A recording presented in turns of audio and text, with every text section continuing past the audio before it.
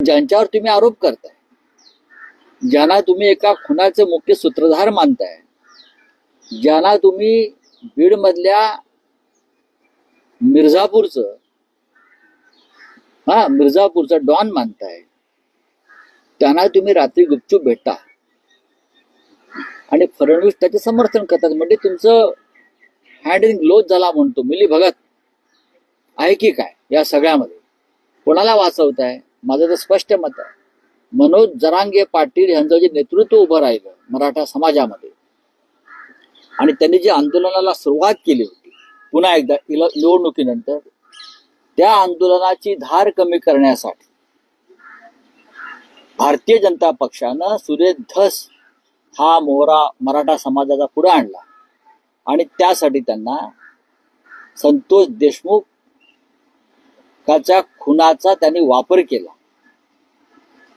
मग या खून प्रकरणात भाजपचा हात आहे का? लोकांचं लक्ष विचलित करण्यासाठी हे पाहावं लागेल. मग अशा प्रकारची लढाई सोमनाथ सूर्यवंशीच्या प्रकरणात का करायला लावली नाही तुम्ही? कारण का दलित होता तो?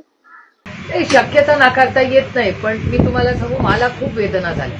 कारण सुरेश धस जेव्हा फिरत होते, म्हणजे तेव्हा स्टेटमेंट्स करत होते, मी त्यांच्याकडे पक्ष म्हणून कधी पाहिलंच नाही. मला फक्त माणुसकीच्या त्या नात्याने ते बोलतायत असा माझा विश्वास होता त्यांच्यावर. त्याच्यामुळे मला अजूनही अपेक्षा आहे की ह्या पूर्ण बीडची असेल किंवा परभणीची घटना असेल, या दोन्हीमध्ये कुठलंही राजकारण न आणता, राजकारणाचे मतभेद सगळे बाजूला ठेवून माणुसकीच्या नात्याने सगळ्यांनी लढावं.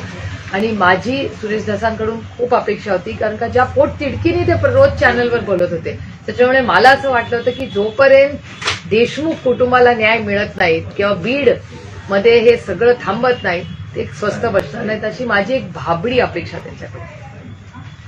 मॅनेज केलं जाते असं वाटत नाही सुरेश धस यांना? मला माहिती नाही, ह्या प्रश्नाचं उत्तर बावनकुळेंनाच देता येईल, कारण का बावनकुळेजींनीच ती मीटिंग केली होती. त्याच्यामुळे ह्याचं उत्तर बावनकुळेजींनाच द्यावं लागेल, कारण का त्या 4 तासाच्या मीटिंगमध्ये काय घडलं, कोणी कुणाला बोलवलं, हे तुमच्याचकडून मला कळलं ना. मला काहीच माहिती नाही त्याच्यात. मला खूप वेदना झाल्या, मला प्रचंड अस्वस्थता झाली, कारण का उनसे ये उम्मीद